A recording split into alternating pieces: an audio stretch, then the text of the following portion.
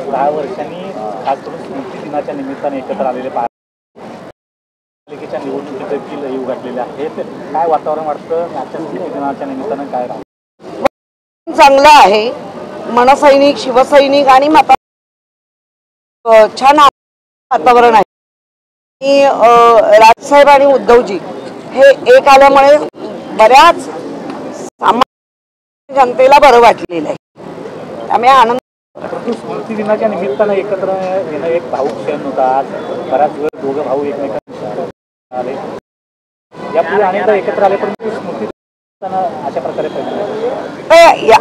हा स्मृती दिन पूर्ण 12 वर्ष पूर्ण झाल्यानंतरचा 13वा स्मृती दिन आहे.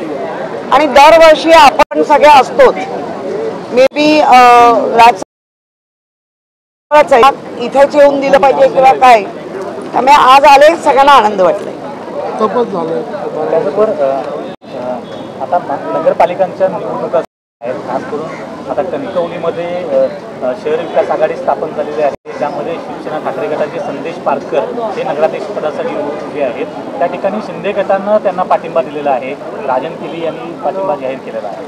काय वाटतं? नाही, मी खरंच तिकडचा आढावा घेतलेला नाहीये, परंतु संपूर्ण कोकणामध्ये आज थोडंसं यांच्याबद्दलच्या रागाच्या भावना लोकांमध्ये आहेत.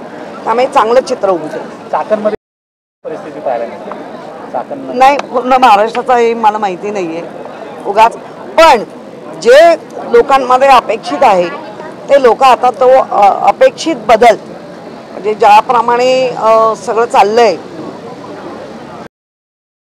आधीची चित्र काय वेगळी असतात आणि मग एकदम वेगळं चित्र येतं.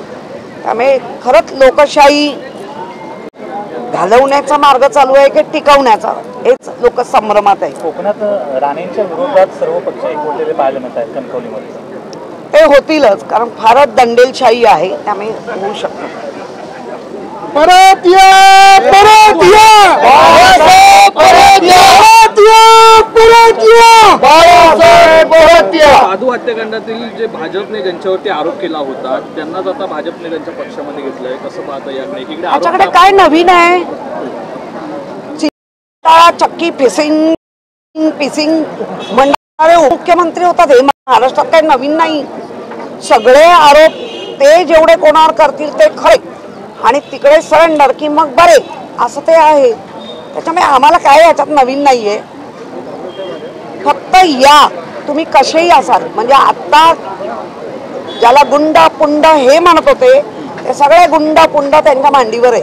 महिलांवरील अत्याचाराचे प्रमाण अद्याप वाढलेलेच आहे. वाढलेलं. आता 3-3.5 वर्षाच्या मुलीवर अत्याचार झाला म्हणजे क्रौर्य, क्रूरता किती वाढली आहे. काय त्या मुलीमध्ये भीती राहिली नाहीये. ही जी एक शासनाची भीती असते, पोलिसांची भीती असते, गृहमंत्र्यांची एक भीती असते, ती कुठल्याच नागरिकाला ती राहिली नाही.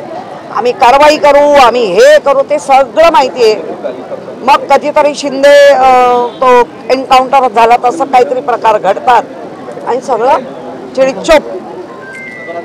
काही अमित ठाकरे यांच्यावरती ज्या निर्णयामध्ये गुन्हा दाखल झालेला आहे. काल छत्रपती शिवाजी महाराजांच्या पुतळ्याचं उद्घाटन करण्यात येत होतं, ते केल्याच प्रकरणी त्याच्यावरती गुन्हा दाखल करण्यात. बघा, या महाराष्ट्रामध्ये छत्रपती शिवरायांचं उद्घाटन करतात म्हणून जर त्यांच्यावर केसेस घडत असतील तर या महाराष्ट्रासाठी ते दुर्दैव आहे. आणि राजसाहेबांचे पुत्र आहेत, शेर का बच्चा आहे, डरेगा नहीं.